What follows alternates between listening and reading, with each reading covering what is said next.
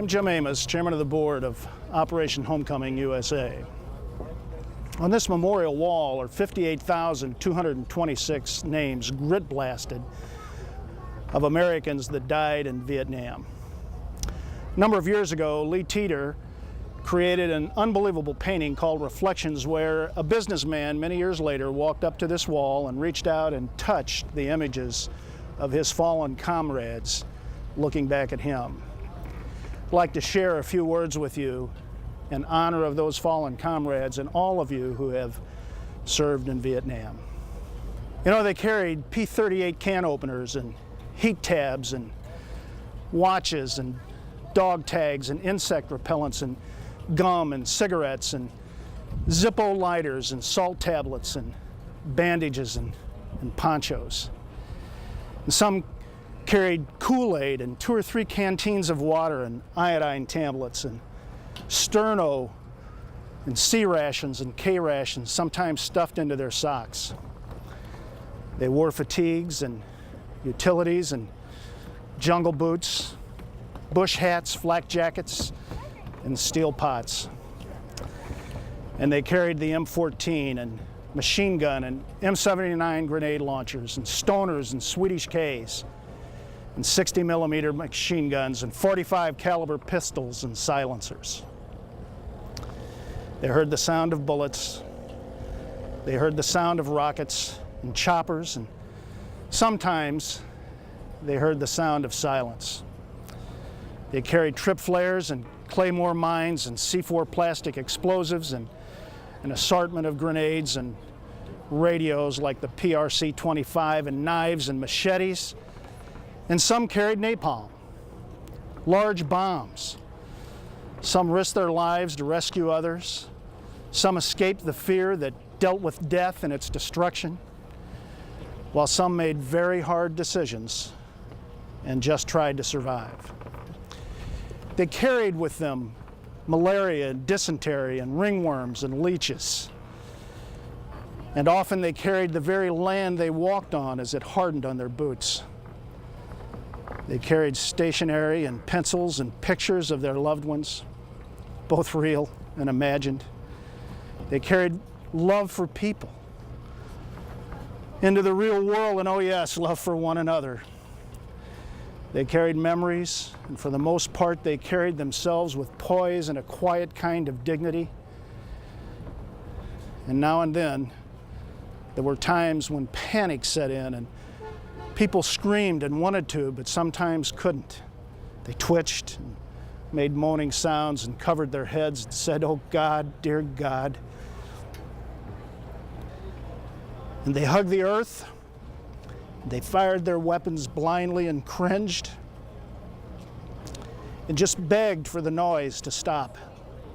And sometimes they made stupid promises to themselves and to their parents and to God, just hoping not to die and find their way back to the world, or the USA as they called it. They carried the traditions of the United States military and memories and images of those who served before them, and they carried grief and terror and longing, and they carried their reputations. They carried the soldiers' greatest fear, the embarrassment of dishonor.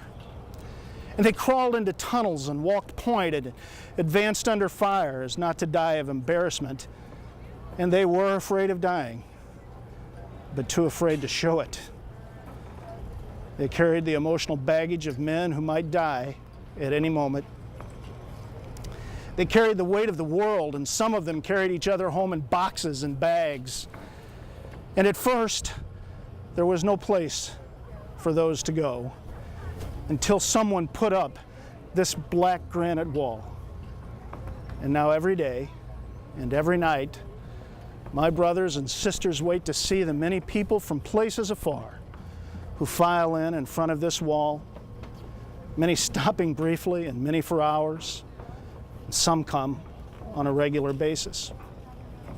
I can only pray that those on the other side of the wall that are still living have learned something. And more walls such as this one needn't be built.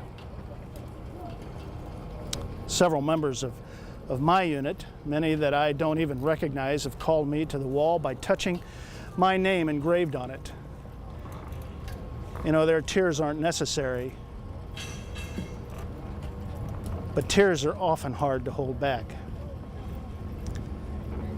I would say to them, don't feel guilty for not being with me, my brothers. This was my destiny as it is yours, to be on your side of the wall. So touch the wall so that we might share in the memories that we've had. And I've learned to put the bad memories aside and remember readily only the pleasant times that we had together. Tell our brothers out there to come and visit me, not to say goodbye, but to say hello and to be together again. Even if it's just for a short time, and to ease the pain of loss that we still share these many years later. Today, an almost irresistible and loving call summons me to the wall. And as I approach, I can see an elderly lady. And as I get closer, I recognize her. And it's my mother. As much as I've looked towards this day, I've also dreaded it because I didn't know what reaction I would have. And next to her, I suddenly see my wife and immediately think how hard it must have been for her to come to this place. My mind floods with pleasant memories of 30 years past. There's a young military man in uniform standing just over there, and he has his arm around her, and now I've got it. That must be my son. Look at him, just trying to be a man, without a tear in his eye. You know, I yearn to tell him how proud I am, and to see him standing tall and straight and proud in his uniform. My mother's coming closer now, and she's touching the wall, and I feel a soft, gentle touch that I haven't felt in so many years. Mom, Dad has crossed to the other side of the wall, and through our touch, I try to convey that to her. That Dad's doing fine and he's feeling no pain, and I see my wife's courage building as she sees Mama touch the wall, and she approaches and lays her hand. And all of the emotions and feelings and memories of 3 decades flash between our touch. I tell her it's okay. It's all right.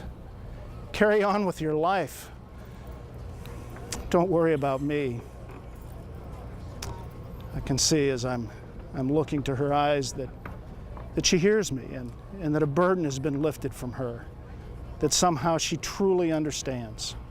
I watch as they lay flowers and other memories of my past, my lucky charm that was taken from me and sent to her by my CO. There's my tattered, worn teddy bear that I can barely remember having as I grew up. Several medals that I earned were there, that were presented to my wife. One is a combat infantry badge that I'm so very proud of. I noticed that my son is also wearing that same medal. I earned mine in the jungles of Vietnam, and I suspect he earned his in the deserts of Iraq. I can tell now they're preparing to leave. I try to take a mental picture of them together. I don't know when I'm going to see them again. I really wouldn't blame them if they were never to return, but I can only thank them that I was not forgotten. My wife and my mother near the wall for one final touch. So many years of indecision and fear and sorrow are let go. And as they turn to leave, I feel my tears that have not flowed for so many years form as if dew on the other side of the wall. And they slowly move away with only a sudden glance over their shoulders. My son has stopped, and he slowly turns, and he stands up straight and proud in front of me and snaps a salute. Something draws him near. I don't know what it is, but he puts his hand out on the edged stone and touches my tears that have formed as dewdrops on the wall. And I can tell he senses my presence. and my pride and my love that I have for him. He falls to his knees and tears flow from his eyes. I try my best to reassure him that it's all right, that the tears don't make him less of a man. And as he moves back, wiping the tears from his eyes, he slowly mouths, "God bless you, Dad. God bless you, son. We will meet again someday. But in the meanwhile, you go your way, because there is no hurry. No hurry at all." And as I see them walk off into the distance, I yell out to them and to everyone there, as loud as I can, so that the others on my side of the wall also join in. And they notice the U.S. flag, Old Glory, that so proudly flies in front of us every day, is flapping and standing proudly and blowing straight out into the wind. And we shout again and again and again, "Thanks for remembering. Thanks for remembering.